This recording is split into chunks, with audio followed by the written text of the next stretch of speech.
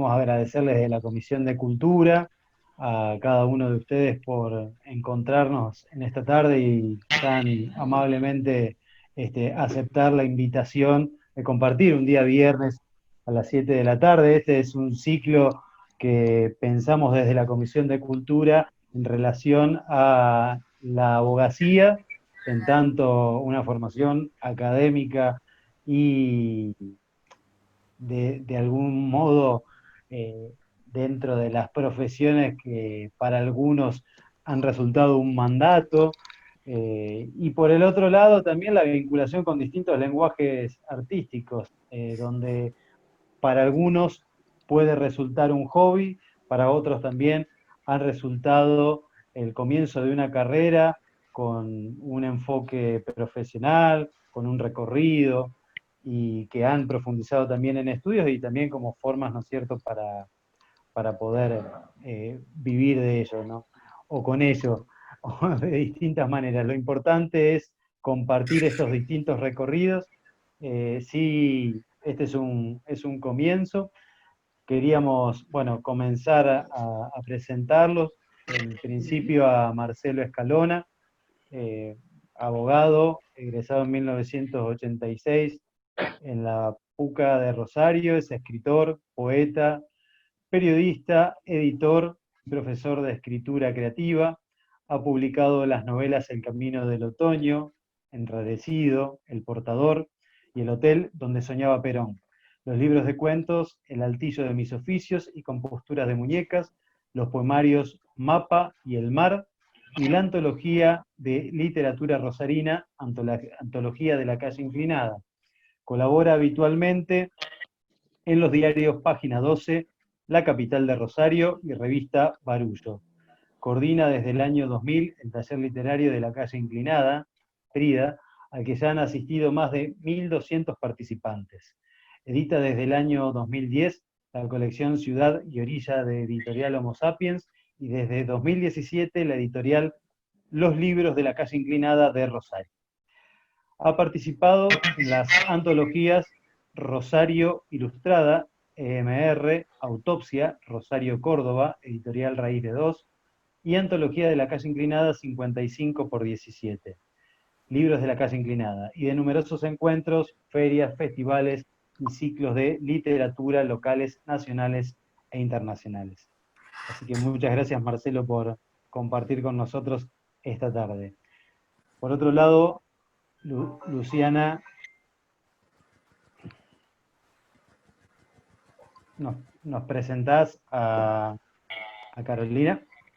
Sí, vamos a presentar a la segunda panelista, Sara Mulligan, es el seudónimo de María Carolina Eguren. Ella es abogada por la Facultad de Derecho de la Universidad Católica Argentina de Rosario, especialista en Derecho Procesal Civil, autores de libros y artículos de doctrina jurídica, disertante, docente de posgrados, coautora de 2 proyectos de ley, produjo informes técnicos de su especialidad en la Cámara de Diputados de la Nación. En el año 2006 recibió el Premio Internacional por su ponencia presentada en coautoría con el doctor Jorge Peirano en las 20ª Jornada Iberoamericana de Derecho celebradas en Málaga, España, y disertó en la Universidad de Málaga en el mismo 2006. En el 2007 obtuvo el Premio al Mérito Jurídico con mención de honor, otorgado por el Colegio de Abogados de Rosario. Cursó el doctorado en Ciencias Jurídicas y Sociales en la Facultad Católica de Derecho de Rosario y la maestría en Derecho Privado de la Universidad Nacional de Rosario. Ejerció la profesión de abogada hasta fines de 2013. Desde el 2014 se dedica en exclusividad a la literatura infantil y juvenil y a la ilustración, así como a desarrollar estudios académicos en torno a la literatura infantil y juvenil. A fines del 2014 recibió el 2º premio en el concurso literario Consosdis por su cuento La Niña del Cisne. En el 2019 obtuvo el primer premio de la Academia de Literatura Infantil y Juvenil de Argentina en el certamen de ensayos en homenaje a Liliana Bodoc y disertó sobre el tema en la Biblioteca del Congreso de la Nación. Como autora e ilustradora publicó 4 libros, El Niño de los Ojos de Río y otros cuentos, El Niño del Corazón de Fuego y otros cuentos, Al agua patos y Bernardita la Estrellita. Ha publicado sus cuentos y ensayos académicos en 22 medios gráficos y digitales del país, Actualmente es corresponsal de la Academia de Literatura Infantil y Juvenil en la ciudad de Rosario y acaba de ser designada miembro de número de la Academia de Literatura Infantil y Juvenil en el sillón representativo de la escritora Liliana Bodoc en el mes de abril de este año. Es un gusto para nosotros recibir a Carolina, alias Sara Mulligan, dentro del panel. Muchas gracias. Muchas gracias. Ahora Javier va a seguir la presentación entonces con Gustavo Vera. Así es, Gustavo César Vera nació en la ciudad de San Lorenzo, de la provincia de Santa Fe, ahí coterráneo, lo saludamos a la distancia. Se graduó de abogado en la Facultad de Derecho de la Universidad Nacional de Rosario en 1987 y de magíster en Derecho Empresario en la Universidad Austral en 1999. Fue presidente del Consejo de la Magistratura y subsecretario de Justicia y Culto de la provincia de Santa Fe entre 2002 y 2007. Asimismo se desempeñó como secretario del Colegio de Abogados de Rosario entre 2001 y 2002. Desde muy joven se sintió un profundo interés por la historia en general y por la de Grecia y Roma en particular. Cuando estuvieron dadas las condiciones, decidió transmitir con rigor y pasión los conocimientos que había adquirido a lo largo de unas cuantas décadas. Así es como se presenta con su libro, obviamente el libro de su autoría, Muerte en la Curia. Actualmente escribe columnas de opinión en diario La Nación y La Capital. Muy bien. Presentados los panelistas, si así les parece, vamos a dar la palabra a Marcelo Escalona, así que adelante Marcelo. Bueno, primero confírmenme si se escucha bien, por las dudas. ¿El audio es bueno? Perfecto. ¿Sí? Bueno, reitero el saludo a todos y el gusto de vernos en una instancia, bueno, tan humana como el derecho, por supuesto, pero un poco más blanda. Vamos a reconocer que siempre lo artístico puede jugar los mismos principios y valores, pero siempre hay algo de juego en el arte que produce un gozo distinto, y también la posibilidad de más generosa, ¿no? Bueno, desde ya la gratitud al colegio y a Luciana y a Javier que han abierto esta instancia. Mi recorrido literario empieza de muy pequeño. Yo tengo el recuerdo de ser muy chico. Mi vieja me decía que alrededor de los 5 años, ella me hacía leer para las tías, una cosa que era bastante común, y se ve que yo ya leía bien. Los que me conocen saben que disfruto mucho también de la locución del texto, que además es algo que termina de darle sentido, por supuesto, a los textos, ¿no? Y eso, mi recuerdo es que era muy niño, cuando mamá hacía estas ceremonias con las tías, donde yo era un pequeño monstruito, digamos, que me subía a una silla y me hacía leer en una ceremonia para las tías, ¿no? Por supuesto, después supe que era la colección Robin Hood, Villiquen, que es la matriz casi de mi generación, digo, Julio Verne, Salgari, ¿no? Después con el tiempo nos hicimos una especie de marxistas salgarianos, digamos, en la evolución ideológica y también literaria, digo, con los años, pero nunca desapareció el juego, por supuesto.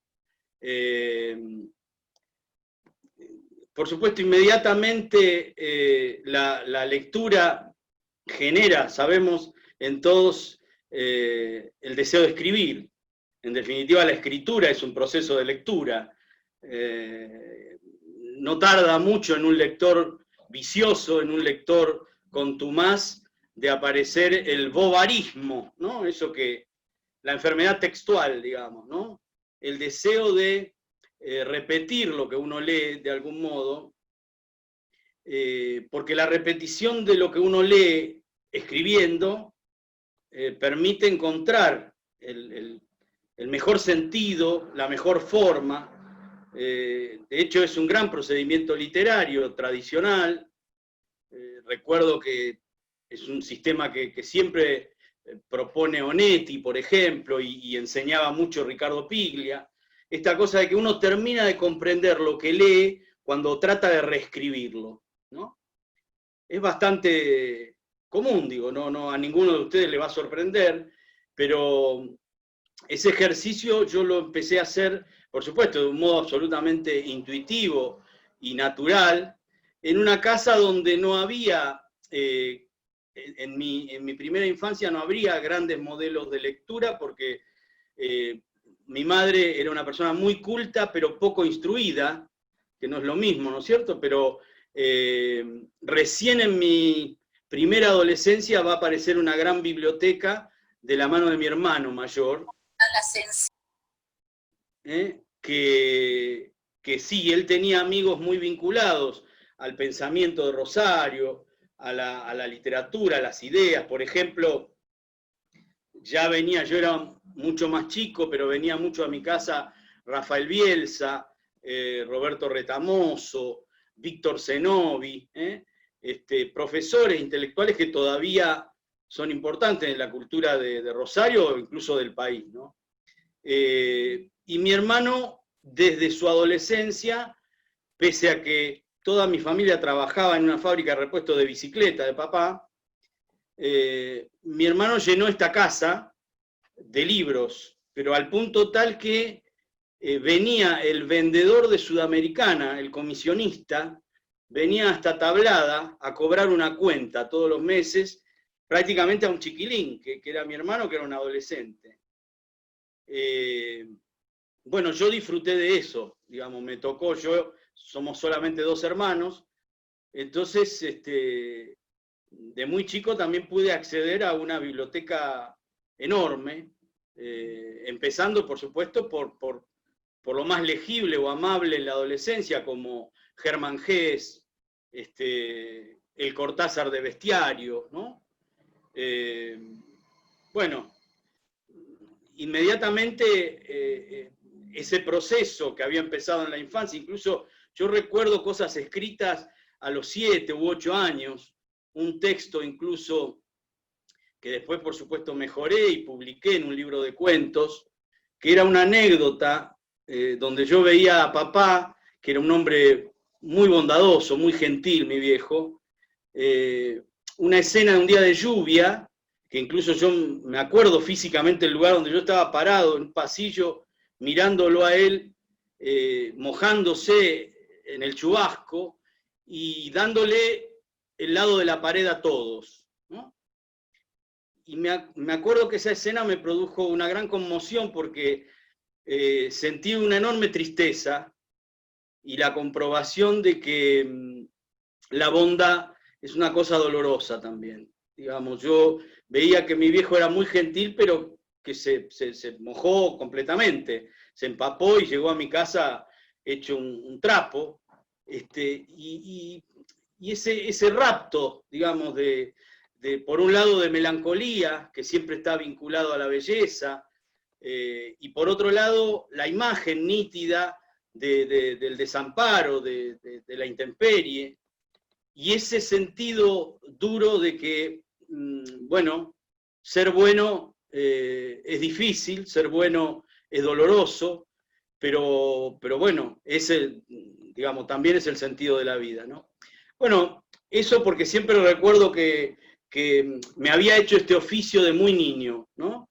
Incluso yo me recuerdo escribiendo guiones para jugar con mis amiguitos.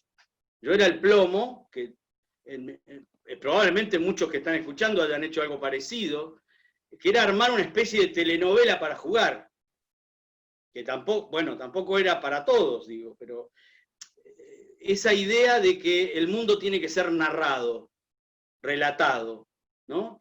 Esa idea de que hay otra explicación de la vida cuando uno la relata, la vuelve a contar, digamos. Primero pasa la experiencia, pero después cuando uno cuenta la experiencia, la enriquece, por supuesto. Eso es la ficción, además, ¿no?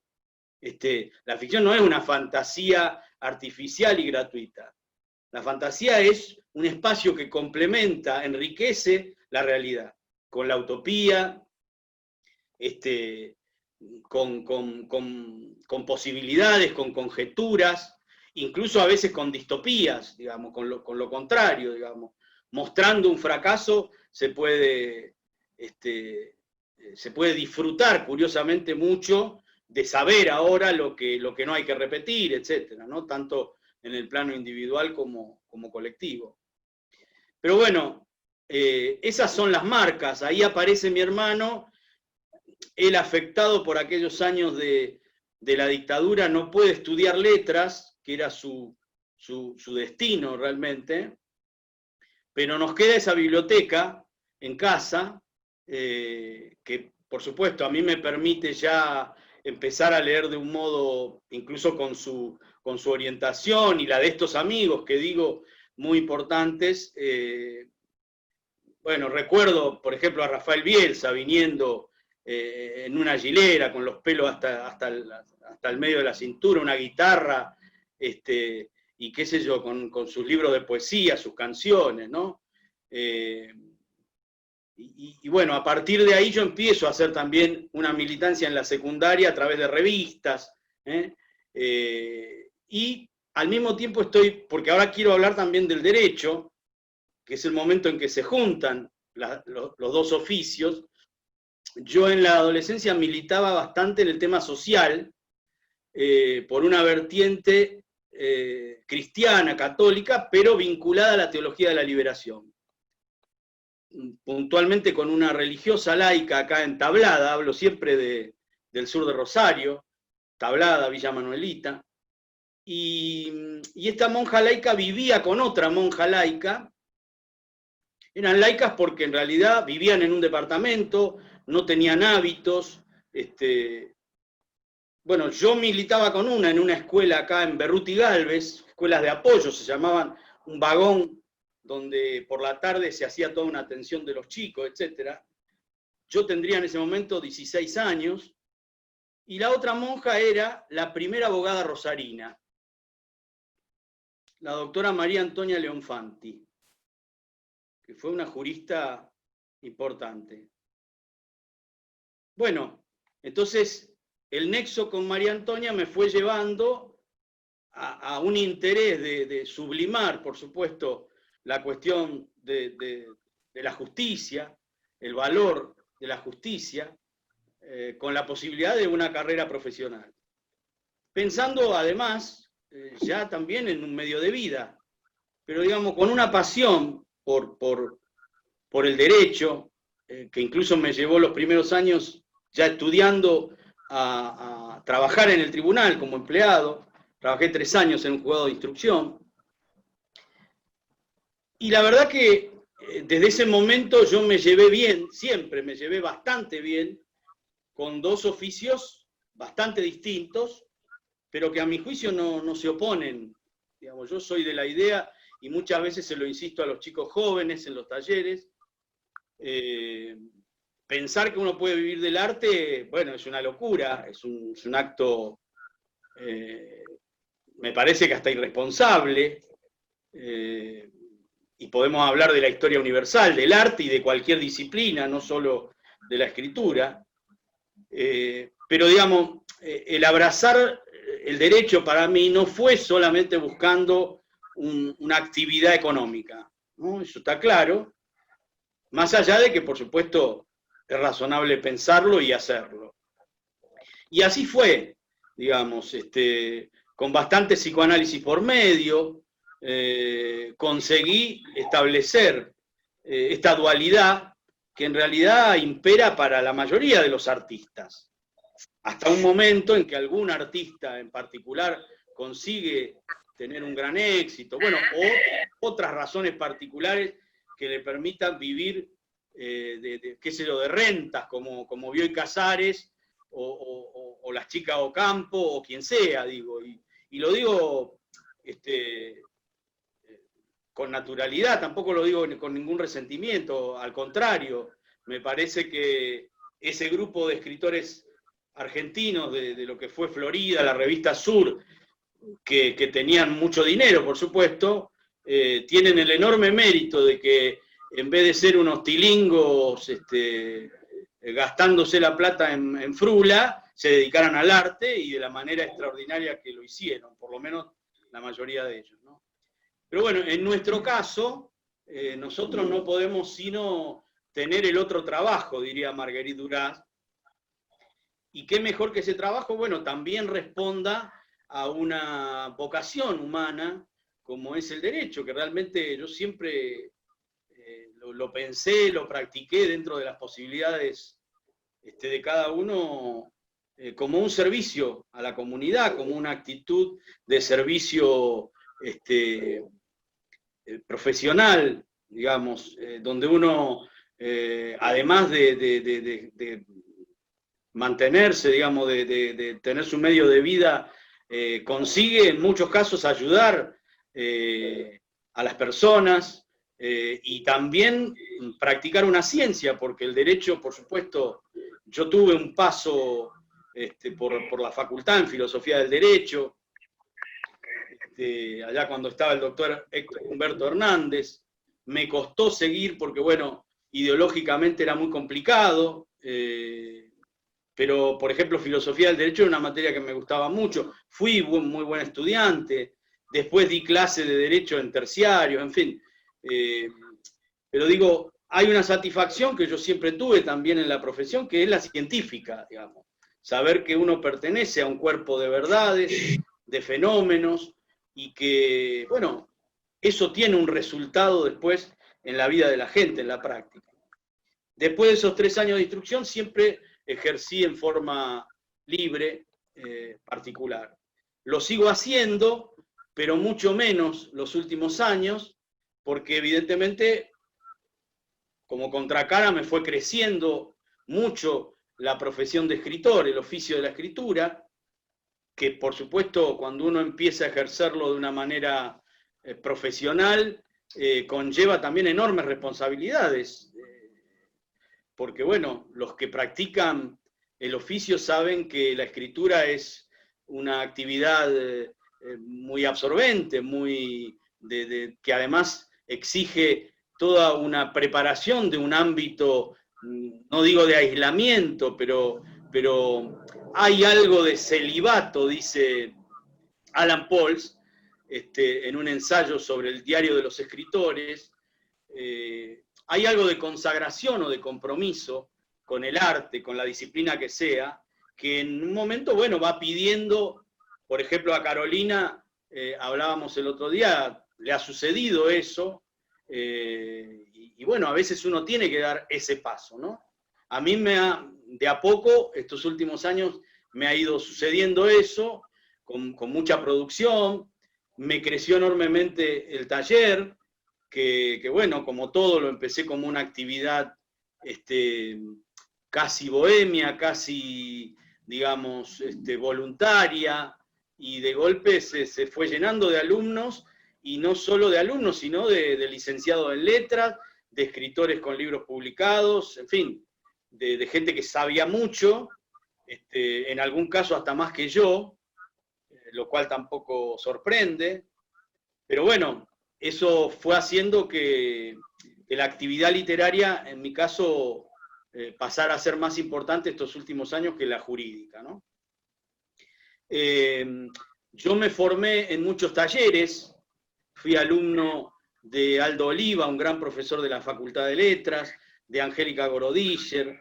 Mi primer taller lo hice allá en el año 86 en la SADE, la Sociedad Argentina de Escritores, que era un taller bastante anacrónico, pero donde aprendí, por ejemplo, a escribir sonetos, muy bien. Y bueno, conocer a César Vallejo para siempre es un viaje de ida, ¿no? Después hice un taller muy lindo con Nora Hall y Gloria Lenardón, que fueron alumnas de Alma Maritano. Hice un taller de guión de cine en el INCA en el año 99. Y quiero citar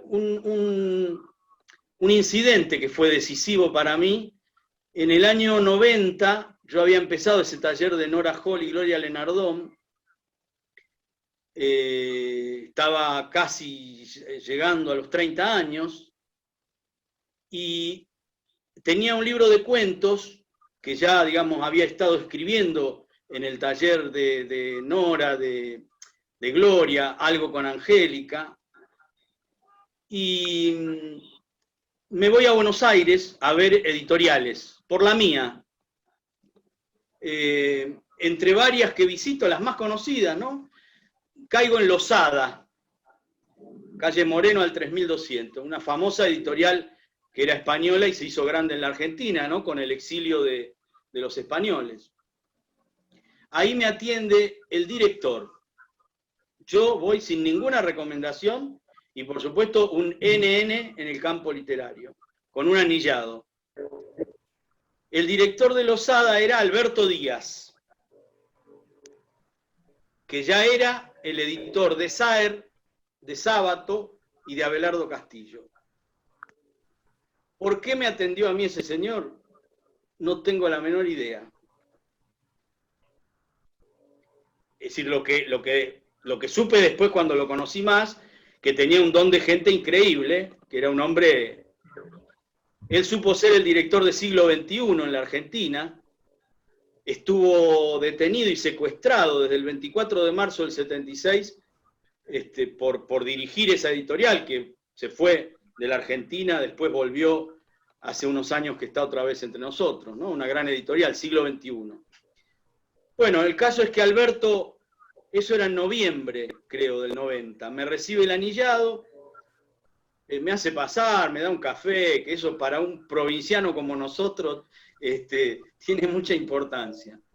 Y me dice que vuelva en unos meses y volvemos a charlar. Y cuando me dijo que vuelva, yo digo, qué sé yo, este hombre. Después yo me enteré quién era y... Vuelvo en marzo, me hace pasar de nuevo a su despacho, otra vez café, y me empieza a hablar uno por uno de los cuentos. Me dice que por ahí me convenía irme a vivir a Barcelona, porque la meca editorial, incluso me dio algunos nombres, como Marcelo Cohen, que era un escritor que ya estaba allá, un gran escritor argentino. Realmente los 90 en Barcelona, sabrán todos, fue la transformación del mundo editorial hispanoamericano, realmente la cosa estaba allá. Yo no, por supuesto, en ningún momento pensé en esa posibilidad, pero la otra cosa que me dijo era, bueno, mirá, si no... Incluso me dijo que se iba Rodrigo Fresán y me recomendó conectarme con él. Bueno, no lo hice porque la verdad me daba hasta vergüenza. Rodrigo Fresán se fue y se quedó para siempre, un gran escritor argentino. Y me dice, bueno, entonces desde Rosario, ponete bajo el amparo, digamos, ponete a trabajar con Goro Discher o Fontana Rosa. Esos dos. Yo no conocía a ninguno de los dos, en el año 90, elegí Goro Discher porque me parecía que tenía más afinidad con lo que yo leía y escribía. Usé el mismo procedimiento, agarré la guía de teléfono, Goro Discher, San Martín al 4000 y pico, timbre, no me olvido nunca, Angélica con ese garbo que algunos le conocerán, maravilloso. ¿Qué querés acá? ¿Quién sos vos? ¿Qué pretendés? ¿Qué te creés que venía acá a tocar timbre? Bueno, trabajamos 2 años, una novela que yo tenía, que fue mi primer libro, me hizo un prólogo que, bueno, hasta hoy es lo mejor que tiene el libro, por supuesto, y una carta de recomendación a la editorial donde prácticamente los obligaba a editar el libro, ¿no? Es una novela que se llama El Camino del Otoño. Pero trabajé 2 años con ella. Siempre me gusta decir que cuando terminé ese trabajo y le pregunté cuánto era, me dijo que nada. Cosa que yo no hubiera hecho, pero ella hizo, ¿no? Bueno, me gusta nombrar, como nombré lo de Alberto, que era editor de esos escritores. Incluso Alberto Díaz, les completo, se acaba de jubilar como gerente editorial de Planeta. digo, para ver la magnitud de editor, ¿no? De la que hablamos. No por mí, por supuesto. Y bueno, ahí ya quedé lanzado, digamos, con una primera novela, con ese apoyo. La novela estuvo bien dentro de lo que es la escala de Rosario, tiene 2 ediciones agotadas. Siempre hubo varios directores que han querido filmar el libro, bueno, no importa, esa es otra historia, por eso fui a hacer el curso de guión al INCA. Pero ese fue un hecho decisivo, digamos, ¿no? En ese momento pensé estudiar letras, yo ya estaba por terminar Derecho, me iba muy bien en la carrera, en el estudio, pero hice una entrevista con una profesora de letras muy conocida, Laura Milano, un encanto de mujer, Laura, ya fallecida, y ella me hizo toda una entrevista y vio lo que escribía y me recomendó no seguir la facultad. Bien, imagínense que ella era profesora, pero me insistió en que el tono de la facultad era un tono muy teórico, muy crítico, y que por el tipo de impronta de mis lecturas y escrituras, bueno, corría el riesgo, para decirlo con un eufemismo educado, de perder la vocación creativa. Ella usó un término más duro, pero bueno, se lo imaginará. Siempre igual sentí mucho deseo de estudiar en la facultad, porque hay grandes profesores, y bueno, después lo hice, a raíz de los talleres lo hice con otros profesores, lo hice solo, pero evidentemente también tuve que hacerme de una gran capacidad teórica, se imaginan, para dar, hace 21 años que doy el taller, y por supuesto que enseñar a escribir, se imaginan que no es como podía ser en el origen, recibir un papelito con 3 versitos y decirle está lindo, cambia este adjetivo, y bueno, enseñar a escribir es una tarea titánica, porque justamente es hacer de editor todo el tiempo, mostrando modelos, mostrando recursos, registros, en fin, es una tarea, bueno, como cualquier tarea docente específica, seria, ¿no? Bueno,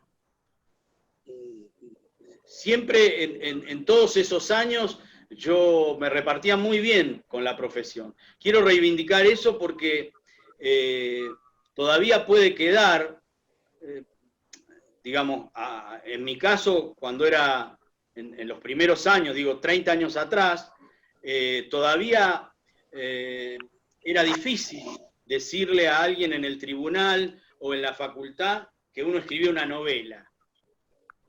Y sobre todo que uno quería hacer profesión de eso. Porque una cosa es que vos digas, escribí un poemita, tengo un cuentito, y otra cosa es que vos digas, no, mira, yo quiero ser escritor, es decir, yo respiro por la literatura, digamos. Mi modo de comprender el mundo es el relato, es el poema. Yo tengo una experiencia, pero yo todo el tiempo esa experiencia la paso por un filtro que es lo que leo y lo que escribo. Y bueno, no cualquiera va no solo a entender, sino a respetar incluso esa posibilidad, porque evidentemente sabemos lo que fue en su momento el positivismo, el racionalismo, y también, bueno, todos aquellos ideales burgueses que por supuesto son la clase a la que pertenecemos la mayoría de nosotros, por otro lado, no podemos renegar de la clase a la que pertenecemos tampoco, pero bueno, evidentemente el artista siempre, si uno, lo sabemos, ¿no? Si uno ve las clases sociales, generalmente el artista sale de la burguesía, pero porque no está conforme, en muchos casos, con los modelos que ofrece su clase, ¿no? O por lo menos ve que en el modelo siempre hay fisuras, injusticias, errores, etc., ¿no? Por supuesto que eso también lo puede reparar el derecho, pero yo creo, eso sí lo aprendí de leer y de leer a los grandes maestros, por ejemplo el caso de Juan José Saer, que la ficción ofrece, la ficción, más allá de que la ley también se funda en una ficción, pero la ficción literaria ofrece un campo mucho más amplio que la ciencia. Y que no es solo el goce, el juego, que por supuesto tiene un valor importante, sino que uno puede analizar y proponerle a la experiencia histórica novedades, modos nuevos, sofisticaciones de las conductas. Llamarle utopía, llamarle nuevos valores. Ayer le decía a mis alumnos, leíamos, por ejemplo, un poemita, alguno debe haber acá viendo esta sesión, un poemita que se llama Hombre, de un gran poeta de Buenos Aires que se llama Carlos Batilana, que de hecho era muy amigo de Edgardo Soto, un gran poeta y abogado, amigo nuestro, queridísimo. Carlos Batilana, ese poema Hombres debe tener 10, 12 años, y él usa el genérico hombres, refiriéndose al humano. ¿No? Y el poema termina, acá tengo el librito, se los leo porque es muy interesante, porque esto define de algún modo por qué nosotros nos gusta pasar a la ficción. Dice Carlos, el poema se llama Hombres, y dice: en esta habitación, atascado por papeles y palabras, me obligo a trabajar. El cielo está gris, la ciudad parece tierra de nadie. Mi hijo, mi brazo, mi cuerpo. Dame agua, un poco de sed, dame ilusión en la espera. Pues bien, deletrear palabras, cavar un pozo, decirte al oído susurrando, el temor no hace hombres. Está bueno el poema. Muy pero bueno. Este poema hoy es machirulo.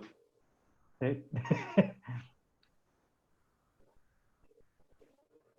Y lo digo bien. Pero eso es la lengua, eso es el lenguaje literario. Digamos, hoy le tenés que buscar el sustituto, le tenés que buscar el sinónimo. Yo sé que vos estás hablando de hombres como humanos, pero no podés decir... sobre lo que estamos aprendiendo hoy en día también. El temor no hace hombres. El temor no hace hombres. Y yo lo conozco a Carlos, y es un tipo recontra amplio, deconstruido, etcétera, etcétera. Es más, alguna vez que lo he publicado, el poema, él en chiste, pero bien, me ha dicho, che, ese poema está desactualizado. Y esa desactualización habla de que es muy común, esto también lo sabemos todos los que estamos acá, que la ficción llegue antes. Llega antes que las costumbres, llega antes que la ley, digamos. El feminismo aparece en la literatura a fines del siglo XIX, con Catherine Mansfield, incluso mucho antes, aparece con Flaubert, porque Madame Bovary era él, era Flaubert. Bueno, y acá todos sabemos la cantidad de ejemplos que podríamos dar.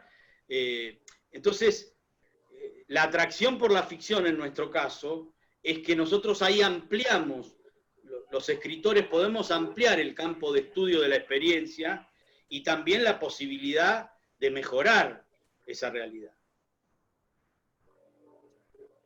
Bueno. Muchísimas gracias. Una última cosita, también fue muy importante mi paso por el periodismo. Yo entre el año 99 y 2004, durante 5 años, escribí fija la contratapa de los días sábados de Página 12. Fueron 5 años, y eso también me dio un enorme territorio de práctica, ¿no? La obligación de entregar un texto los viernes a las 6 de la tarde, todas las semanas, bueno, es viste una práctica, además en un ámbito con profesionales muy importantes. Eso también me permitió viajar, tener lectores Y bueno, como ven, aquello que empezó subido a un banquito leyendo Julio Verne. ¿Puedo hacer una pregunta? Sí. Mirá, vos Después decís... vamos a habilitar, Karina, vamos a habilitar después el espacio de preguntas. Ah, perfecto, Ahí en gracias. el chat. Perfecto, gracias. No, está bien. Bueno. Sí. Bueno, muchas gracias. Justamente en la Comisión de Cultura, cuando tenemos en nuestras reuniones, ponemos énfasis en eso, digo, cómo el arte de los distintos lenguajes se anticipan muchas veces a lo que pasa. Digo, este clima, este contexto de pandemia y estos nuevos escenarios han sido reproducidos en la literatura. Se me ocurre pensar en, no sé, en un Ray Bradbury, y hacer algunas similitudes con cosas que uno hoy ve en la calle, casi como un escenario de lo habitual y de lo cotidiano. Por eso también pensamos que es un ejercicio que desde una profesión que muchas veces rescata algunos ámbitos más bien de conservar algunos modismos o algunas cordialidades con la justicia, buscar interpelar todo el tiempo hacia dónde vamos desde el derecho, puntualmente. No sé, aquí tenemos también otra de las panelistas invitadas. Nosotros le decimos Sara o Carito, no sé cómo presentarte, pero bueno, te habilitamos ahí la palabra. Adelante. Ahí, a ver. Ahí, ahora, a ver. ¿Estoy bien? ¿Hola? Perfecto. Perfecto, muy bien, me alegro. Buenas tardes a todos, buenas noches. Muchas gracias a todos ustedes por estar acá, y también al Colegio de Abogados, a la Secretaría, a la Comisión de Cultura, a Luciana, a Javier, que la verdad que le ponen mucha dedicación. Y bueno, y es un honor para mí y un momento muy especial, porque en el colegio he dado también varias charlas en el recinto del colegio sobre temas jurídicos. Entonces es muy hermoso para mí poder hacer esta integración, ¿no? De las partes de mí y de los distintos momentos de la vida, por eso les agradezco mucho por esta oportunidad. Y como no podía ser menos, hoy les traje un cuento, y les voy a contar un cuento sobre algo muy especial, que es sobre el proceso de encuentro con mi vocación. Ustedes saben que yo me dedicaba a los procesos. Así que voy a empezar este cuento como se empiezan los cuentos infantiles. Había una vez un proceso que fue sucediendo mientras yo me dedicaba a los procesos. Y como todo proceso, vuelvo a repetir, consta de etapas. Comienza con una demanda, para los que no son abogados, comienza con una demanda, luego se desarrolla en un orden consecutivo de fases que se van cerrando y no se pueden volver a abrir. Es decir, que cuando uno va pasando determinados momentos, este proceso tiene una vocación de ir hacia adelante. No puede retroceder hasta que llega a la sentencia. Esa sentencia produce efectos jurídicos que cambian la situación de vida de las personas involucradas en esa sentencia, ¿no? Esa sentencia que cambia sus vidas. Bueno, ¿cómo empieza? ¿Cuál sería la demanda en este proceso de encuentro con mi vocación? La demanda fue la que mi vocación me hizo a través de ciertos interrogantes en un determinado momento de mi vida, un momento muy especial. Yo estaba de viaje. Ustedes vieron que a veces los viajes son más un turismo hacia adentro que hacia afuera. Y a veces parece que tenemos que cruzar un océano para poder mirarnos. Necesitamos estar lejos de nuestra propia vida para ponernos cerca de nosotros mismos. Y bueno, estaba en un viaje también muy particular, porque había ganado un premio, digamos, un reconocimiento a una ponencia que habíamos escrito con el doctor Jorge Peirano, que para los que no son del derecho, él es una eminencia en el derecho procesal, una persona muy creativa, que fue un poco mi padre académico, podríamos decir, y está acá, así que lo saludo. Bueno, habíamos ganado una ponencia, y él me dice, bueno, anda vos, fui a Málaga, y fui a defender esa ponencia en un congreso, en unas jornadas iberoamericanas de derecho procesal. Sucedía que yo hacía varios años que estaba ejerciendo la profesión de abogada, esto es un poco la antesala de esa situación, y quiero decirles que a diferencia de Marcelo, y creo que también a diferencia de la situación de Gustavo, yo nunca sentí a la profesión de abogada, a la abogacía, como una vocación realmente, ¿no? Sino que fue una carrera que yo podría denominar para obtener un trabajo alimentario, es decir, aquellos trabajos que nos dan para la subsistencia, y bueno, a raíz de, digamos, del modo que tengo de hacer las cosas y de ciertos estándares, me fue muy bien, lo hice muy bien, me fui encontrando con gente maravillosa, se me abrieron muchas puertas, trabajé en un muy buen estudio. A los 2 años de recibida, haciendo un curso con Jorge Peirano, él me llama para hacer un comentario de una ley, y lo que iba a ser una ley chiquitita, un comentario chiquitito, con Marcela García Solá, que creo que también está, nos pusimos a hacer una cosa muy grande, y salió un libro de 800 páginas, y al final, a los 2 o 3 años, yo estaba dando charlas sobre eso. Entonces, claro, ya me había metido entera en eso, y lo que era mi vocación, que tenía que ver con el arte, con la literatura, con la lectura, también con el teatro, ¿no? Con lo histriónico, todo el arte en muchas de sus manifestaciones, había quedado siempre relegado a una función de pasatiempo, pero el tema es que le dedicaba tanto a la abogacía que ese pasar el tiempo no existía, porque yo no tenía ese tiempo, digamos. Así que, bueno, en el año 2006 termino en Málaga dando esta charla, y luego vieron esos viajes que uno hace, que se va encontrando, bueno, me tenía que encontrar con gente, y me quedo un solo día sola en Praga. Y miraba la belleza, vieron lo que es Praga, una de las ciudades más bellas de Europa, en un momento muy bueno, podríamos decir un momento exitoso, un momento bueno, profesional, venía de Málaga, todavía con el sabor en boca de aquella charla, con un público muy prestigioso, caminaba por la calle, veía esa belleza, y yo sentía que a mí me faltaba algo, que yo tenía una música adentro, y no me quería morir sin volcar, sin sacar esa música que tenía adentro.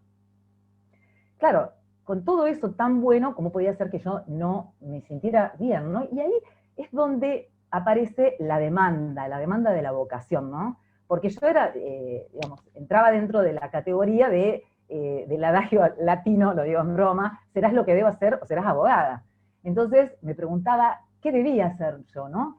¿Qué característica común tienen aquellas personas que son felices realmente con lo que hacen? Y esa era la pregunta que yo me hacía. Y la respuesta era, esas personas están felices porque hacen lo que aman. Y ustedes saben muy bien que si hay algo en la vida que no se puede forzar, es el amor. Y tampoco se puede forzar el amor por un camino, por una vocación. Entonces tenía que rastrear adentro mío, porque había también una intuición mirando esas catedrales, mirando esa belleza, de que cada uno viene a este mundo con algo especial, con un talento, con un don, que por definición propia es para ser donado, no para ser guardado, porque cuando ese don es guardado, duele adentro, hace mal, enoja. Y yo decía, ¿cuál es ese don? ¿Cuál es ese don? Claro, estaba tan tapado por todo lo que había construido, y la verdad que yo estaba, dentro de todo, estaba contenta, porque había muchas cosas que sumaban. Pero claro, yo enumeraba las ventajas de la abogacía con los dedos de la mano, es decir, yo decía, esta es una ventaja, pero eran todas razones racionales. Pero no estaba mi corazón involucrado ahí, no amaba esa profesión que abrazaba, digamos, con tanta entrega y con tanta responsabilidad. Entonces, me di cuenta de que la vocación tiene algo de eso que tenemos los seres humanos, ¿no? El ADN, esa cosa especialísima, esa cosa única, original, irrepetible. La vocación, entendí en ese momento, tiene un ADN, tiene una huella dactilar, y yo quería empezar a seguir esa huella, quería encontrar para ver a dónde me llevaba. Entendí también que al pez no se le puede pedir que salga, respire y suba a un árbol como una ardilla, y una ardilla tampoco le podemos pedir que vaya al río a nadar y que subsista inmersa en el agua, porque no está en su naturaleza. Entonces me di cuenta de que yo había ejercido la profesión también como una manera digamos, de sobreadaptarme. Yo hacía como que amaba la profesión, pero no podía con esto. Y disculpen, ¿no? Porque lo estoy haciendo, estoy diciendo esto en el colegio de abogados. Pero bueno, este es el testimonio mío. Así que tomé la decisión de descubrir cuál era mi vocación. Cuando vuelvo a la Argentina, ahí comienza entonces esta segunda etapa, que es el desarrollo del proceso. Recuerdo 3 momentos fundamentales en ese desarrollo, relevantes para comentarles. Uno es el encuentro con una caja de recuerdos, cartas y sobre todo una carpeta. Una carpeta que tenía cuentos con una carátula escrita con lapicera de tinta que decía Club del Cuento. Era un club que yo a los 11 años había fundado con mis vecinas, con mis primas. ¿Y qué pasaba? Yo era una gran lectora, me había bajado a la biblioteca del Colegio de las Monjas, ya no tenía libro que leer, y bueno, y tenía esta cosa proactiva ya desde chiquita, y decía, chicas, vamos a armar un club del cuento. Entonces, si no tenemos nada para leer, armamos nuestros cuentos y nos juntamos los sábados a la tarde y los leemos tomando el té con galletitas. Y me acuerdo, éramos todas unas enanitas chiquititas en la mesa grande del comedor de mi casa, y sentadas muy, así como muy serias, porque eso era un compromiso que teníamos, nuestro club del cuento, y encontré cuentos, y encontré una carta que yo le había escrito a mi infancia, pidiéndole que me escribiera en mi corazón y en mi imaginación, pero lo más gracioso era que yo le puse una fecha, le saqué la fecha de ese momento, que eran los años 80, y le puse 1 de julio de 2015, como si yo misma ficcionara ser adulta, teniendo 11 años, ficcionaba ser adulta y escribiéndome una carta, para que la infancia en algún momento me escribiera en el corazón y en la imaginación. Y eso fue muy fuerte para mí, pero todavía estaba muy mezclada con el derecho, ¿no? Entonces se me estaba dando este proceso, se iba abriendo, se iba expandiendo esta necesidad, todo este sentir, estos recuerdos de ciertos momentos de inmersión en lo que Laura de Betach llama estados poéticos, que los recuerdo muy claramente en mi infancia.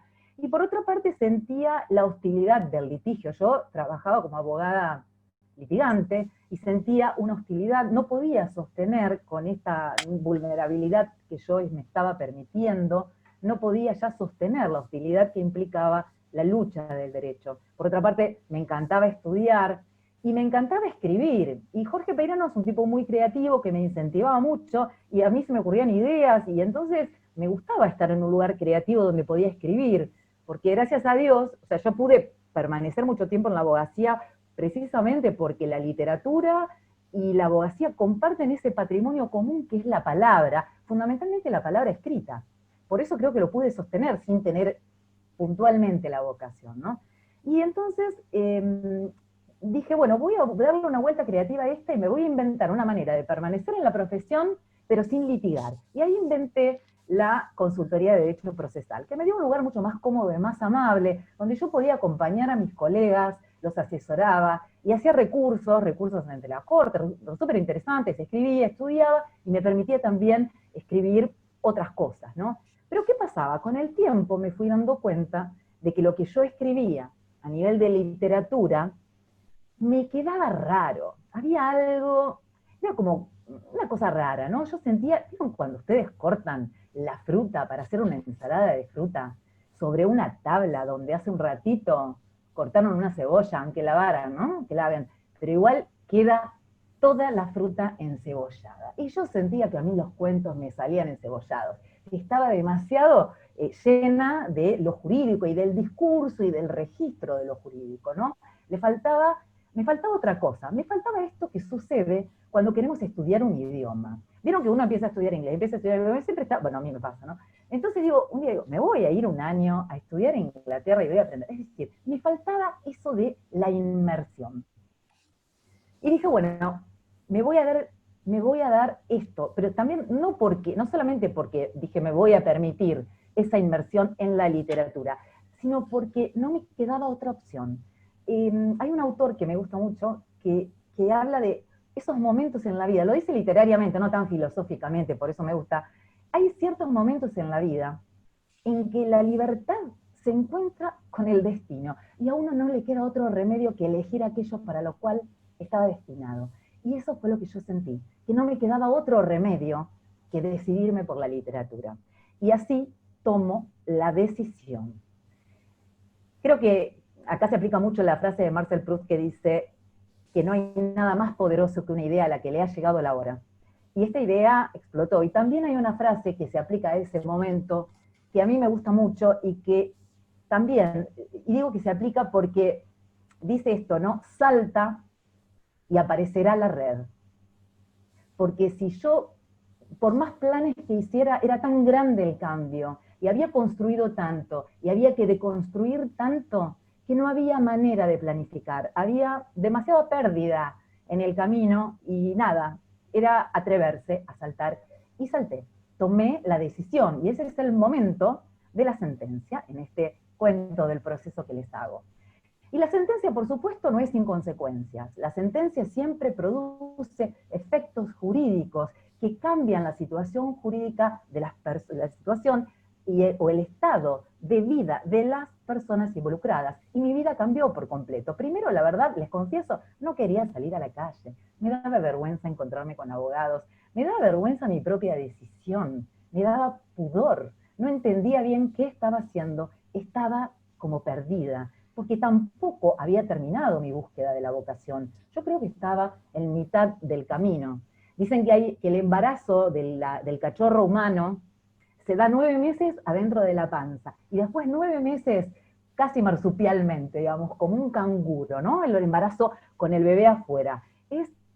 Yo viví ese proceso, 7 años dentro de la profesión, y después calculo que muchos otros años por fuera de la profesión. Pero hubo 5 meses en los cuales yo me sentía la loquita, la rara, ¿no? Esta cuestión de romper con el esquema, y no sabía tampoco a dónde iba. Tampoco tenía tan claro que lo mío era la literatura infantil. Empiezo a hacer un curso, y ahí me empiezo a sumergir, un curso de literatura infantil era, y me empiezo a sumergir en ese estado poético. Me encuentro en una oportunidad con una chica que era dueña de una revista de distribución gratuita, donde lo que publicitaban era la agenda infantil de la ciudad. Pero claro, esta revista tenía una tirada de 14.000 ejemplares. ¿Y qué le dije yo? ¿No crees que te escriba un cuento? Bueno, me dice, yo tenía un solo cuento para chicos escrito, y le escribí El niño que sabía mirar, que es un cuento que le gusta muchísimo a los chicos. El niño que sabía mirar lo publicó, y a los 6 días y lo tuve que firmar. Y ahí apareció el tema del nombre. Todo el mundo me cuestiona que por qué me pongo otro nombre, que si tengo la personalidad desdoblada. No, ahora les cuento por qué me pongo otro nombre y por qué me encanta el nombre de Sara Mulligan, y se los cuento. En ese momento, cuando tenía que publicar, me empiezo a googlear a mí misma, y digo, a ver, ¿qué pasa acá con el dedo? Y empiezo a googlear. Resulta que había varias páginas donde aparecía mi nombre, aparecía nombres de libros, charlas, qué sé yo, que hablaba todo de derecho procesal. Entonces yo digo, claro, yo escribo un cuento y quiero salir a la luz con algo escrito mío, acá queda perdido y diluido por mí misma. Es decir, que se me encebollaba el nombre, digamos. Dije, y ya hacía varios años, en un viaje a Dublín, en el año 2009, yo había descubierto que una ancestra mía se llamaba Bridget Mulligan.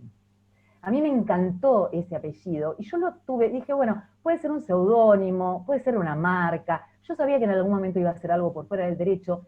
Llegué, y como buena abogada que aprendí a hacer, ¿qué hice? Lo patenté.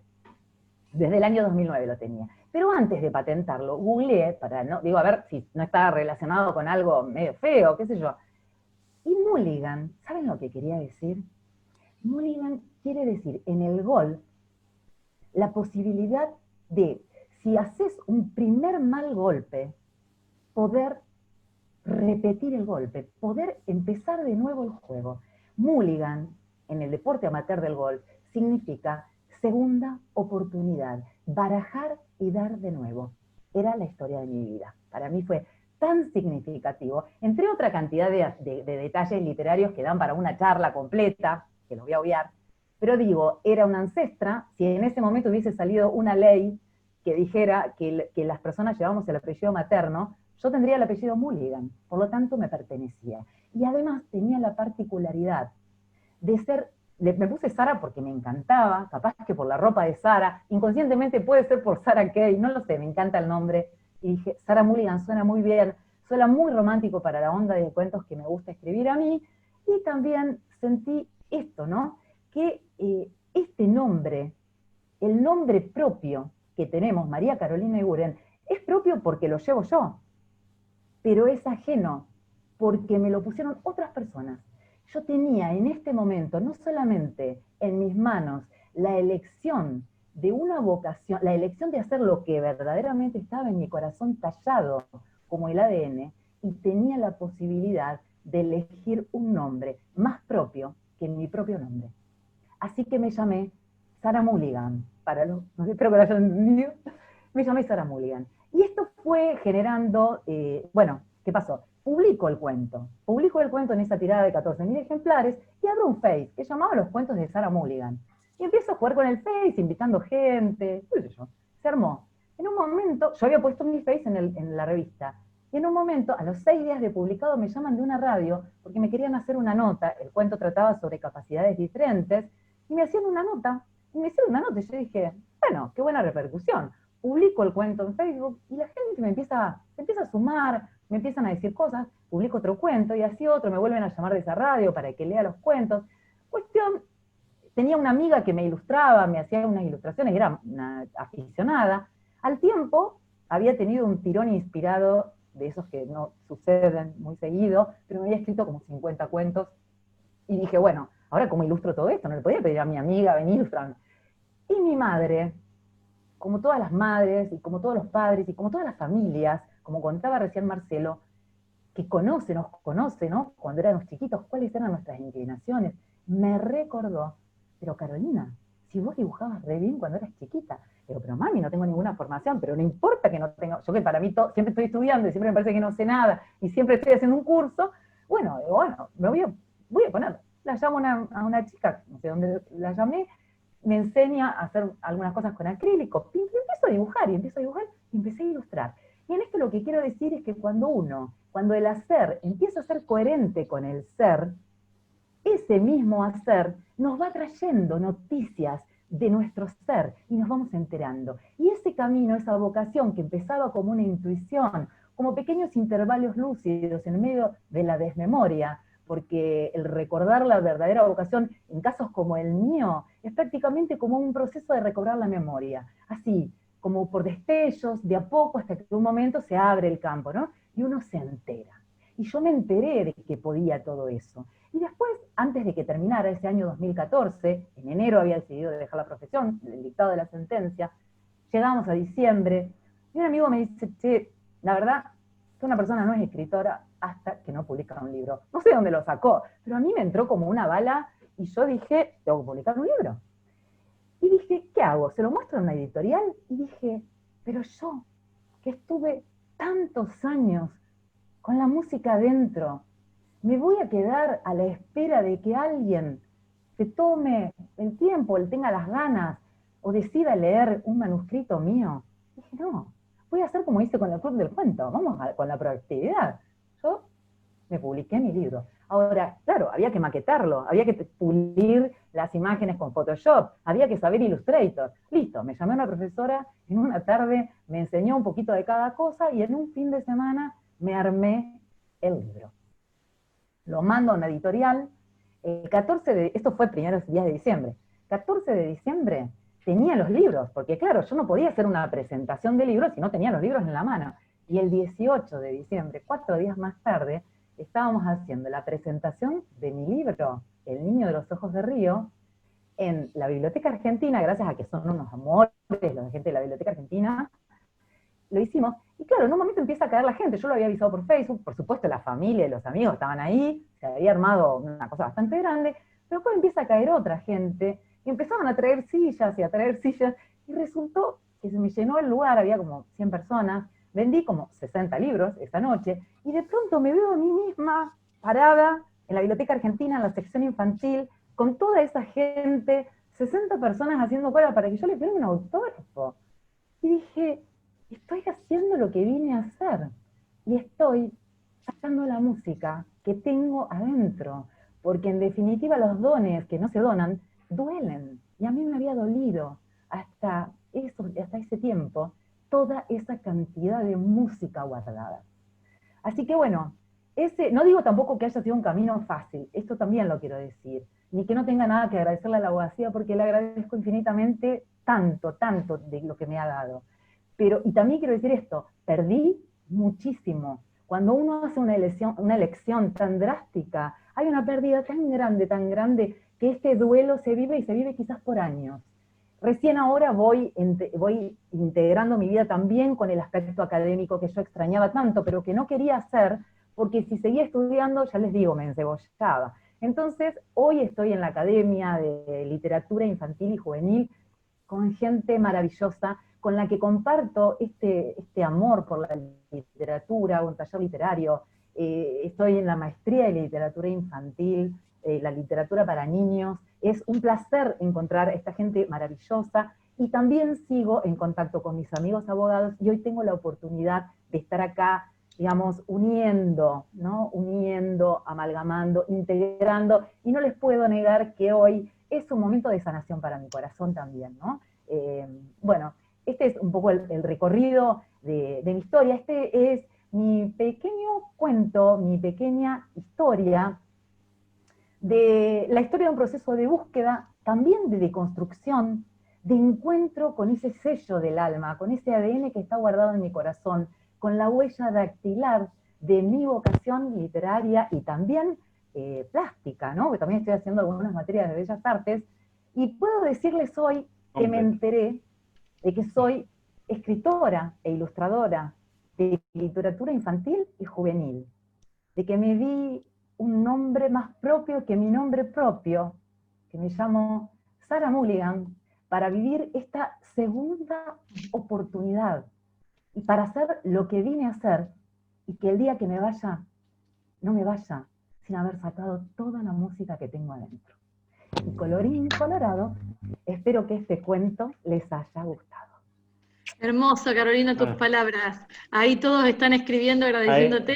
Hermosos los dos relatos, el de Marcelo también. Creo que la idea de la actividad era justamente escuchar trayectorias de, como ustedes, abogados que eligieron una vocación tradicional, pero que no por eso resignaron su amor por el arte, cada uno con la expresión artística que les corresponde. Y creo que lo que entusiasma de escucharlos a los dos es esa alegría de escuchar que se dedican a lo que a ustedes les gusta y a lo que a ustedes los apasiona y a lo que aman. Creo que ese entusiasmo que transmite el que logra eso, se transmite justamente, se contagia. Ahí están todos justamente agradeciendo tanto la participación de Marcelo como de Sara / Carolina.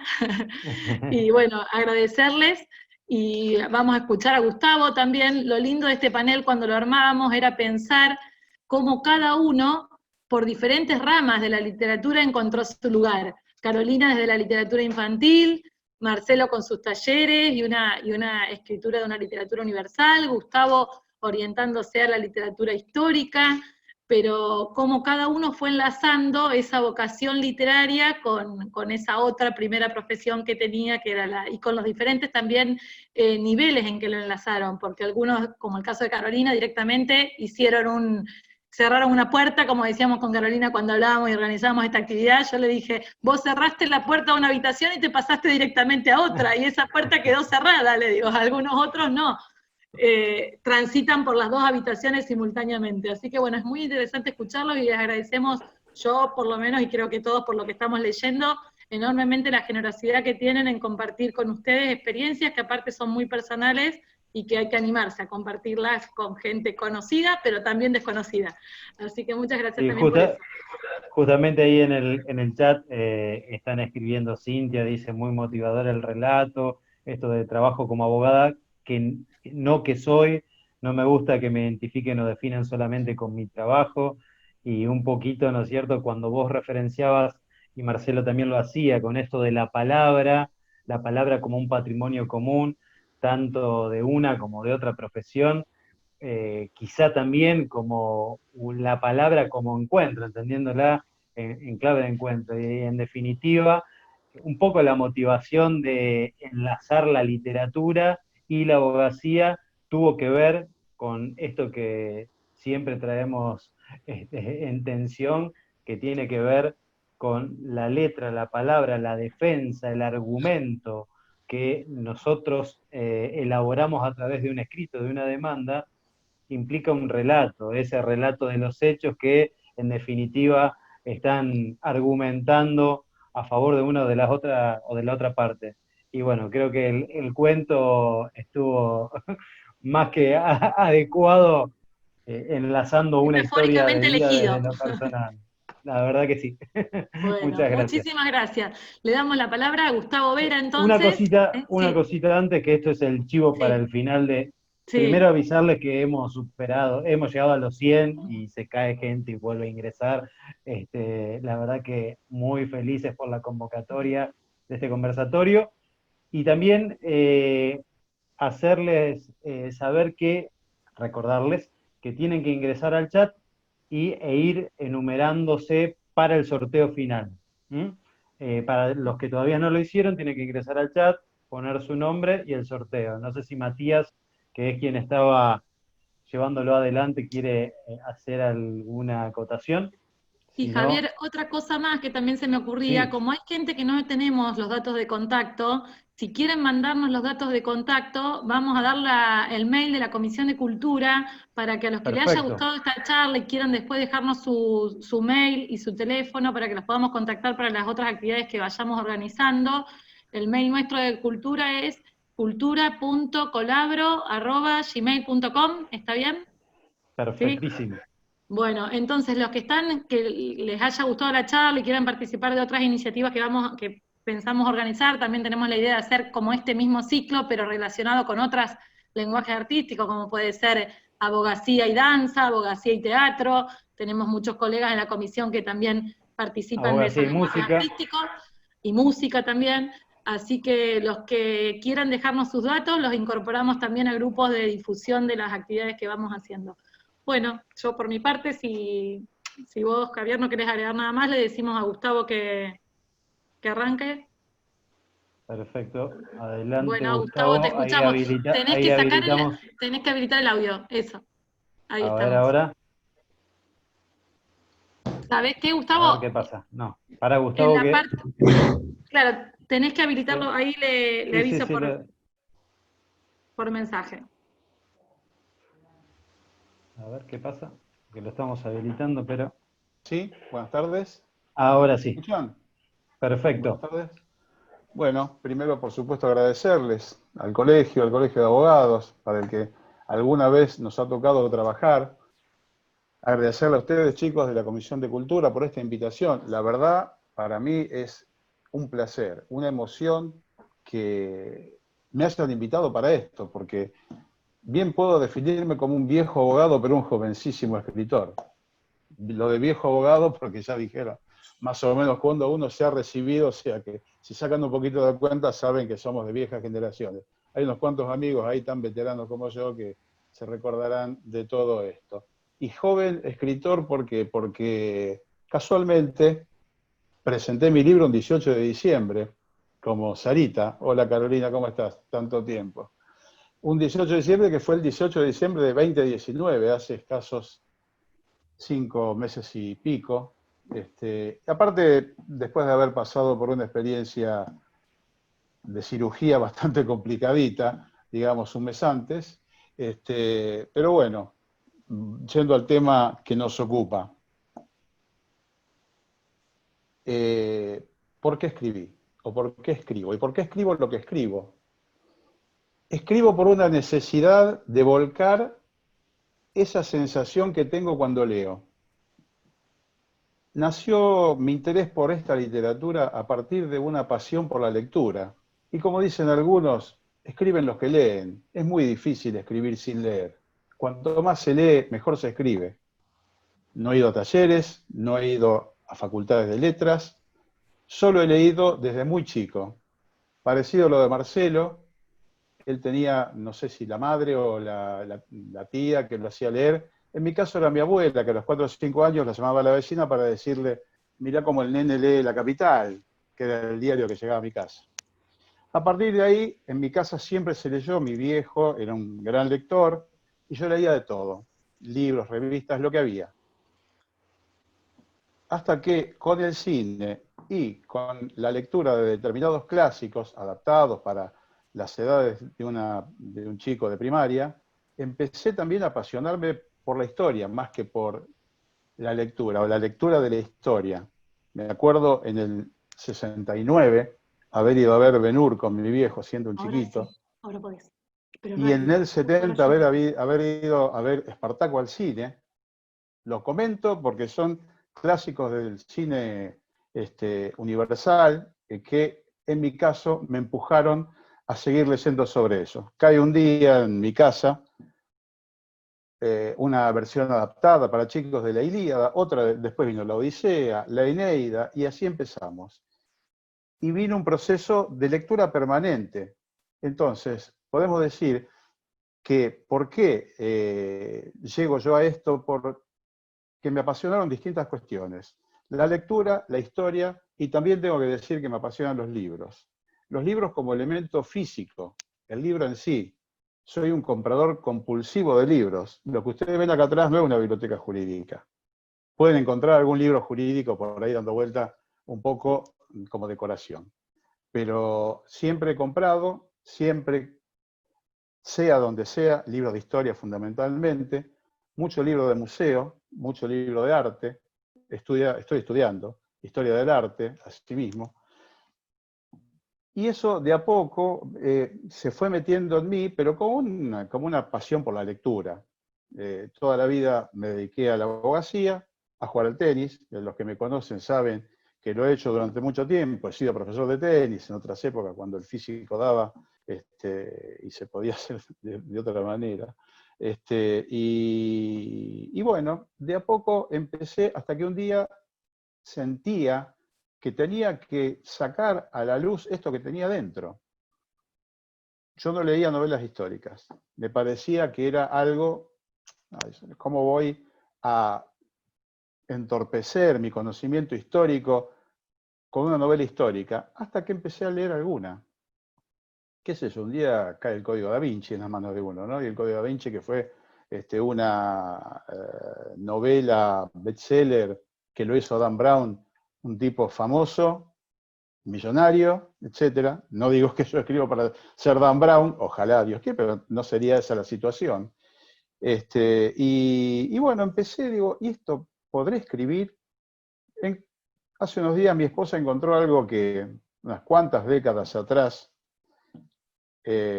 había hecho en un manuscrito realmente. Había empezado a escribir una novela negra, nada que ver, porque también cuando niño había leído muchísimo a esos viejos autores de novelas policiales. Y esto es una mezcla, la cuestión, porque necesitaba sacar a la luz el conocimiento. No soy historiador, y la verdad me daría vergüenza escribir científicamente un libro de historia. Podría ser alguno de divulgación, pero eso ya entra con algunos prejuicios tal vez que yo pueda llegar a tener. Y digo, ¿qué hago? ¿Escribo o no escribo? Empecé a escribir y me pasó lo de Carolina. Uno cuando escribe, habiendo escrito tantos años con una terminología jurídica, la primera persona que lo lee me dice, pero escribís como abogado. Escribís bien, pero como abogado se nota que esto tiene más pinta de escrito jurídico que otra cosa.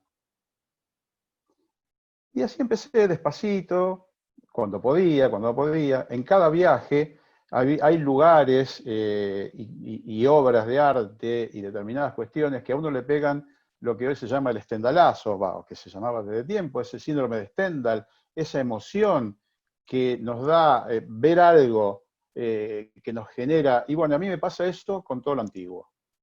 El año pasado estuve en Pompeya y en Pompeya casi creo que me trajeron y me operé justamente del cuore precisamente. No digo que haya sido por eso, pero fue un empujoncito. Ese tipo de cosas siempre me han llevado hacia ese lugar. La abogacía no me ha llevado a escribir, La abogacía no me ha llevado a escribir. Es más, creo que fue un tema que tuve que resolver para poder escribir. No sé si lo que he escrito es bueno o es malo, pero también es cierto que en algún momento a alguien se le ocurrió publicarlo. Y bueno, el libro está ahí, la novela está ahí. Tuve la colaboración de dos personas a las que me gustaría hacer referencia, la profesora Faleroni, la profesora que me recomendaron para que leyera, para ver el estilo de escritura. Me dice, vos escribís bien, pero empezá a sacarle esas cuestiones. En la novela hay un par de cositas que llevan a eso, por supuesto. Transcurre en el periodo de la República Romana, y ahí hay la lucha, la típica grieta, que hoy serán, qué sé yo, ricos y pobres, macristas y kirchneristas. En esa época eran optimates y populares. Y bueno, toda esa cuestión, hay mucha discusión jurídica sobre la cuestión de la República, jurídica institucional, constitucional, ¿no? Y tuve que sacarme todo eso. Eso me llevó un tiempo, porque como bien dijo Marcelo, para escribir se necesita tiempo. Y ese tiempo es mucho, por lo menos en mi caso, es sentar el trasero en la silla y meterse en eso. Pero ¿qué me pasa cuando yo escribo? Me transporto. Me transporto como me transportaba antes con la lectura. Y me siento parte de lo que estoy escribiendo. Es un placer, es algo que no se puede explicar mucho, o yo no lo puedo al menos explicarlo mucho con palabras, porque se me pasa el tiempo como antes se me pasaba jugando al tenis.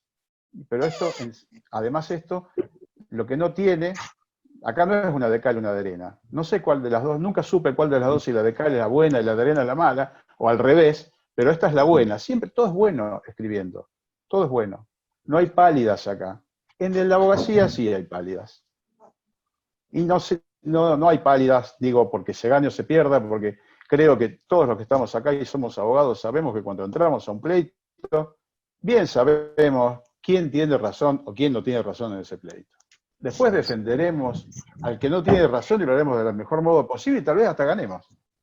Pero las pálidas por ahí aparecen con cuestiones, qué sé yo, desfasajes éticos, por decirlo de alguna manera, de algún colega, por tribunales que no responden a las expectativas que tiene ni el justiciable ni el abogado.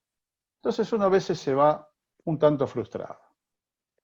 Dice, ¿esto es la justicia? ¿Esto es la justicia en Argentina? ¿En el mundo? ¿Pero en la Argentina? Entonces, acá no hay pálidas. Acá yo entro y tal vez sufra las pálidas que sufre el personaje, porque me involucro en ese personaje.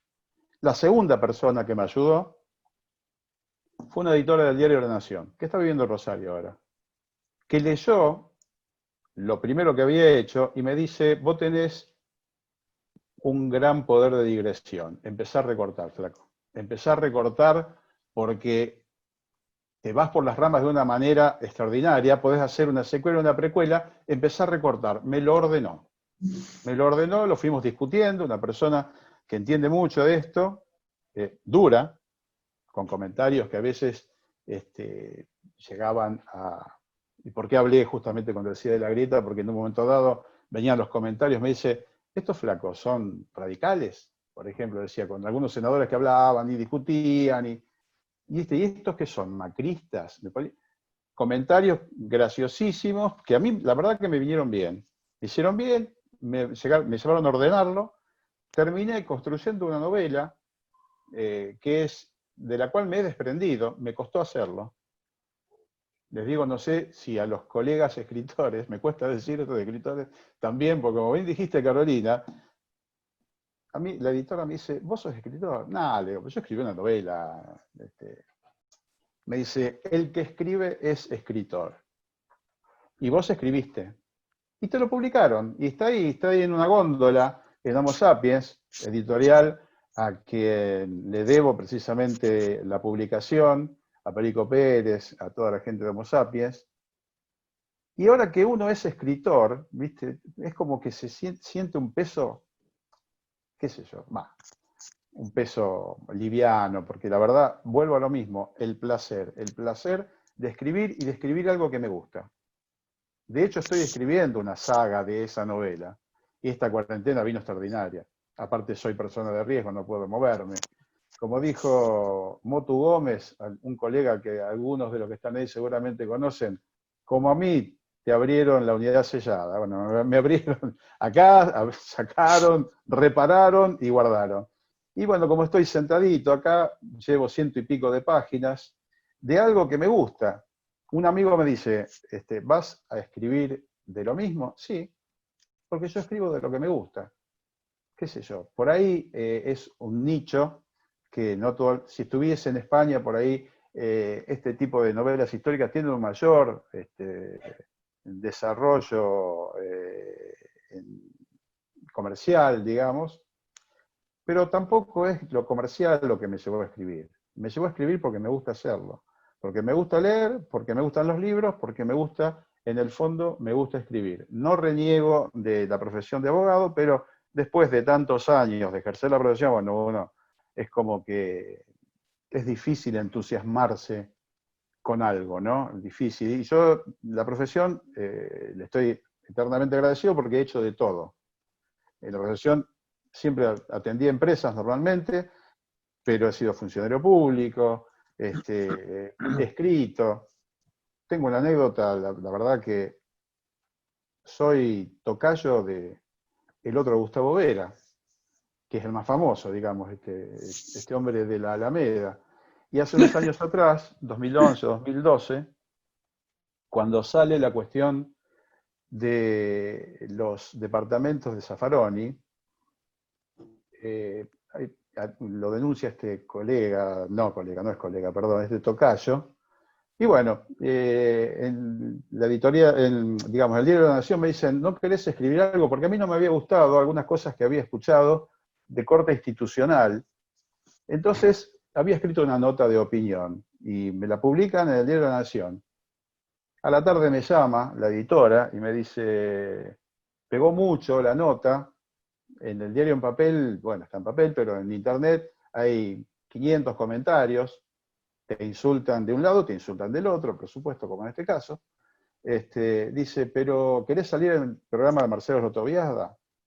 Digo, no tendría problema. Me llama en esa cuestión previa donde la producción te mantiene, no en el aire, pero escuchando lo que se dice en el aire, escucho que el Rotoviazda dice, tengo acá un problema.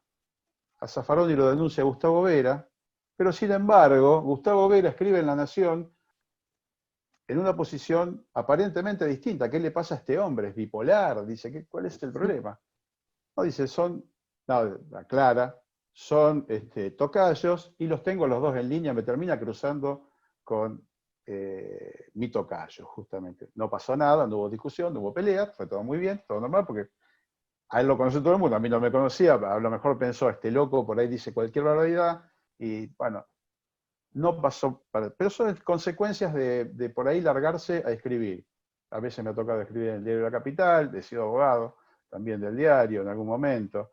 Yo de la profesión no me quejo, ni me quejaré, vivo de la profesión, he vivido de la profesión, y me encantaría vivir de la literatura, y ahí tomaría las novelas y colgaría los códigos. Eso lo digo con absoluta franqueza, porque vuelvo a lo mismo, la profesión uno la hace de la mejor manera, lo ejerce de la mejor manera posible, pero con tantos años llega un punto en que uno le falta esa motivación, eso que tengo ahora, que mis chicos en mi casa me dicen, ¿dónde está el viejo? Y está arriba, está a donde estoy ahora, arriba. ¿Y qué hace? Escribiendo. ¿Cuándo? Llamarlo a comer. Yo imaginé que la vida de un escritor podía ser esa. No pensé que me tocaría a mí, porque soy bastante inquieto en esto. Me gusta el deporte, me gusta el bar, me gusta el tribunal. Pero bueno, me di cuenta que cuando uno se mete en esto, no puede salir. Pero no puede salir para bien.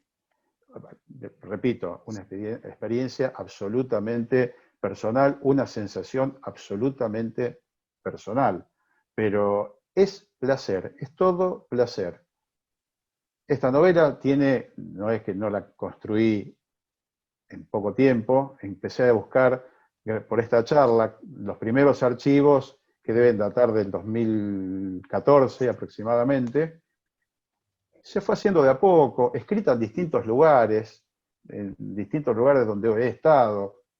A veces, qué sé yo, aparecen las cuestiones.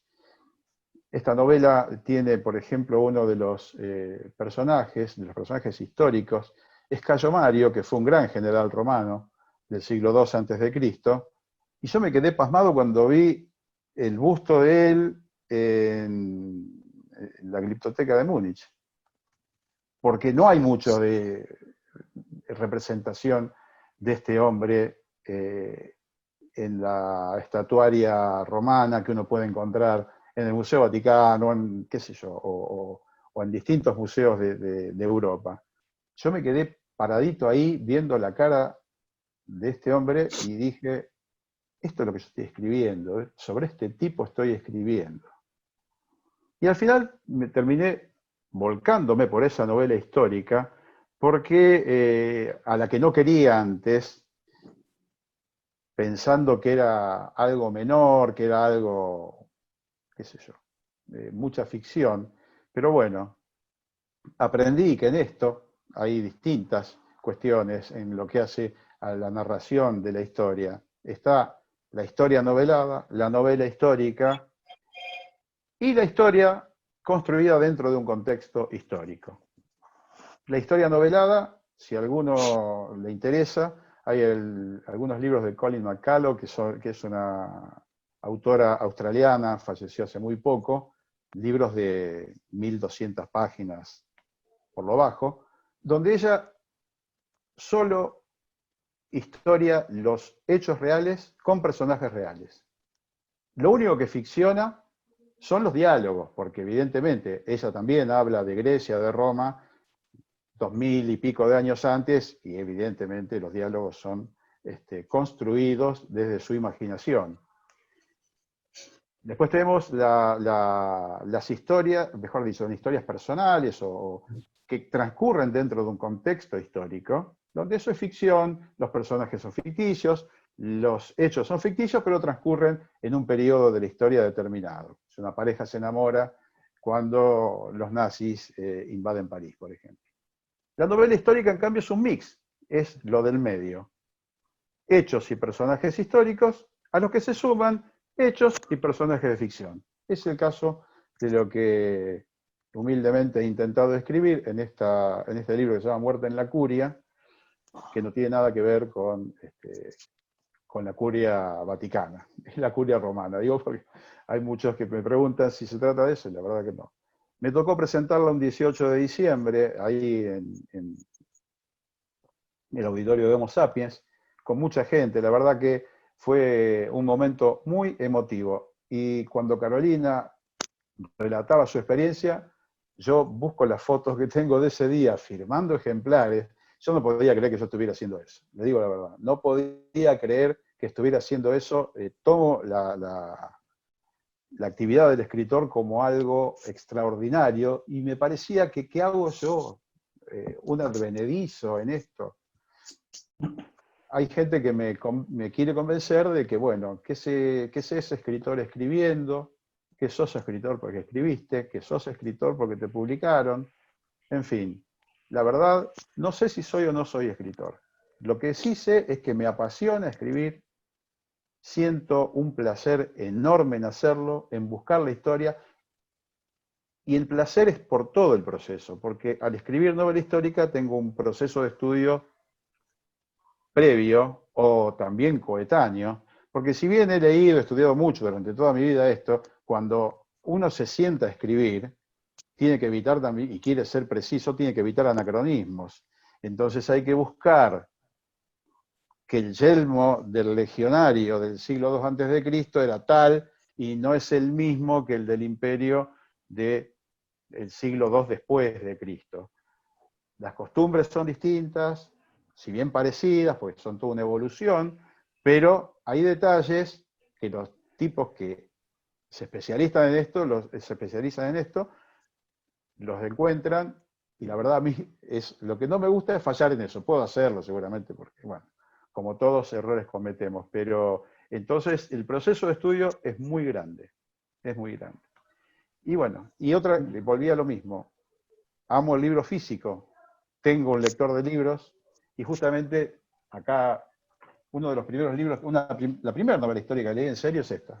No sé si se ve ahí, décadas atrás, muchas décadas, se alcanza a ver, es el Quo Vadis de Enrique Sienkiewicz, tipo que escribió a fines del siglo XIX, y la tengo también acá en el Kindle para poder llevarla en algún momento, pero les digo la verdad, me cuesta mucho leer en estos aparatos que son buenos para cuando uno viaja o está por ahí.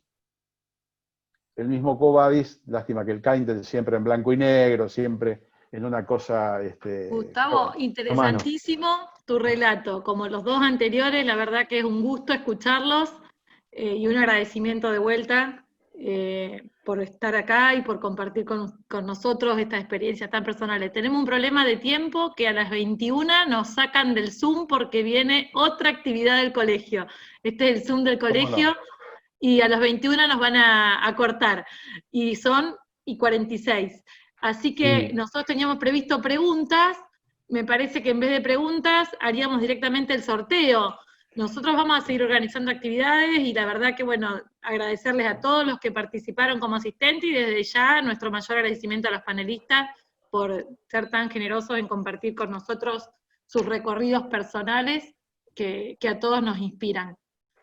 Y bueno, no sé, Javier, ¿qué te parece? ¿Sorteo entonces? Me parece bárbaro. Ahí justamente queríamos agradecer también al Colegio de Abogados, y un mensaje. Hay autoridades del colegio presentes en este conversatorio, y hola a todos y todas. Felicito a los integrantes de la Comisión de Cultura por la garra y el esfuerzo que le ponen a cada actividad, a los participantes, porque no todo es el derecho, y espero ansiosamente una actividad sobre música, nos dice Mario Fito Romano, que es integrante del directorio, así que muchísimas gracias. Me acaba de escribir al WhatsApp, Mario.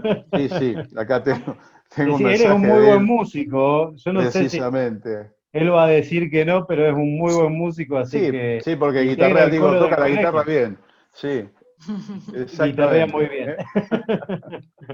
Buenísimo. Bueno, hacemos sorteo, ¿tenés los números entonces? Perfecto. Primer sorteo, libro El Portador, de Marcelo Escalona. Antes vamos a hacer lo siguiente, para transparencia de esto, tenemos un talonario, vamos a tener que ir cortando la cantidad de libros que hay, pero para que lo vean. 1, 2, 3, 4, 5, 6, 7, 8, 9. Confiamos en que 10, están todos, diría yo. 11, porque si no... Claro, por favor confíen. Porque escribano aparte, no hay. Escribano Javier es escribano. No Javier es escribano. Sí, ya escribano, siempre hacemos el mismo chiste acá. Es un chiste marca registrada. Todos los sorteos son con la intervención de Javier. Claro, el tema es que no tengo el registro habilitado, pero bueno, entraríamos acá al 100. Terminás como Mulberger, Dócola. Terminás como Mulberger, seguro. ¿Puedo decir que termino así? Sí. Y encima acá hay varios colegas que seguramente están ansiosos.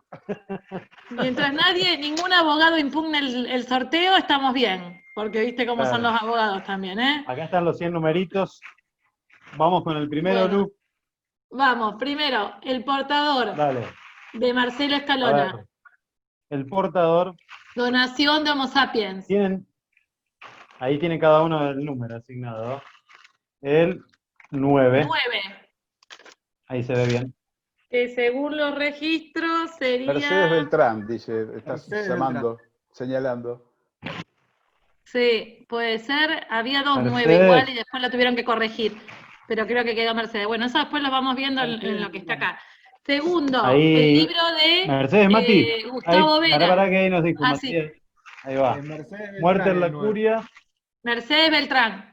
Muerte en la Curia, también de Editorial Homo Sapiens, donado por Homo Sapiens, con el autor 41. Escritor acá presente. Y sí es escritor, Marcelo. Gustavo. Néstor San, 41. ¿41? Néstor San. No, Néstor, querido. Néstor. ¿Cómo andás, Néstor? Tanto yo tiempo. Aclaro también. Que lo compré, Gustavo, para que las ventas vayan bien, yo lo compré. Te agradezco, Luciana. Muerte en la Curia, otro más.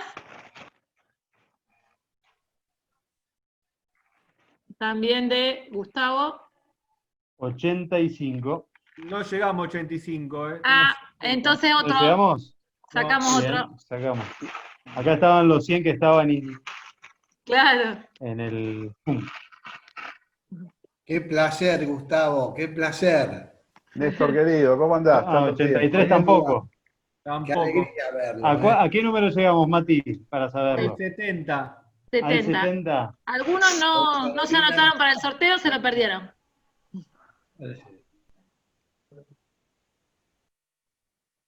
Bueno, 80, no, estamos con los Gustavo. números altos.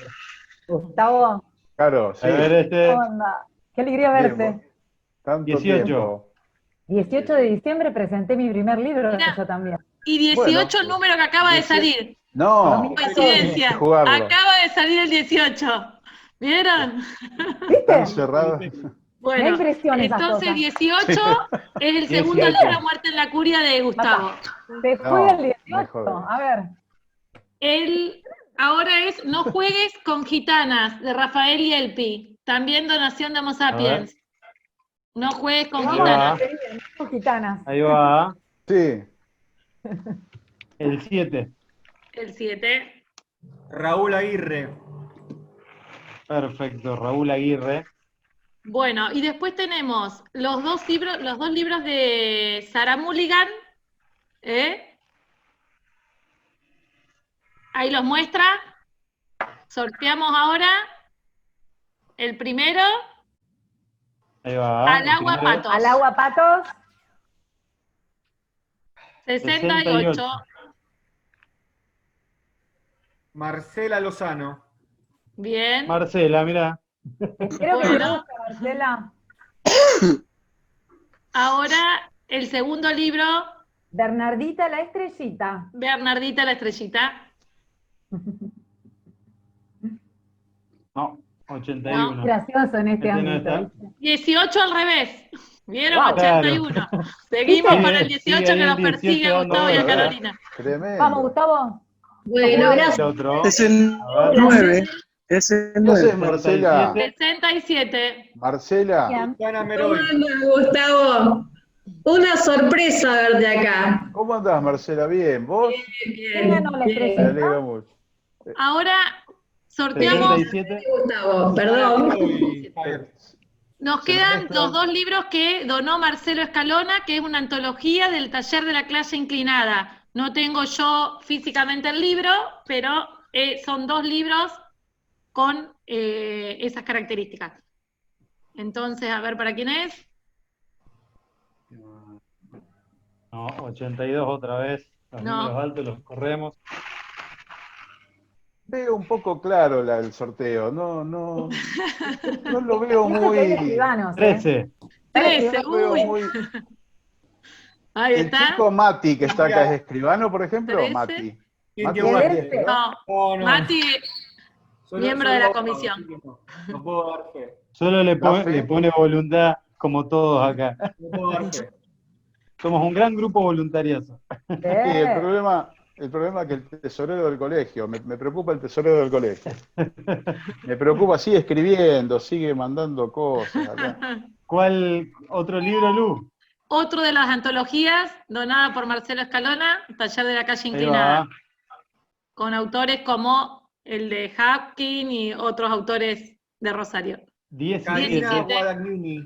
Bien. Karina. Bueno, ahí terminaríamos el sorteo y No. te dejo a vos la palabra. Tenemos Ah, no, perdón, dos tenemos más. 4 libros más. ¿2 o 4? Dos. Ah, dos más, Dos más. donados por el doctor Gustavo de Lepiane, también participante del certamen literario, y publica ese libro junto con otros colegas y con otros escritores, en Ahí va. la búsqueda de Tiferet, es Tiferet. Exactamente. Esto es para Gustavo Vera, No, que es el 84 y no participa. ¿Por qué me excluyen si no es el mío? Yo bien podría llevarme el libro de Yo Lepiane. quiero. 32. 32, Hola, Gusti. Tantos siglos que no te veo. Gabriela Gervasoni, el 32. Para que Gabriela ¿quién habla? Gervasoni. Se me mezcla acá esto. capaz Vamos que con está uno otra más. parte de la pantalla.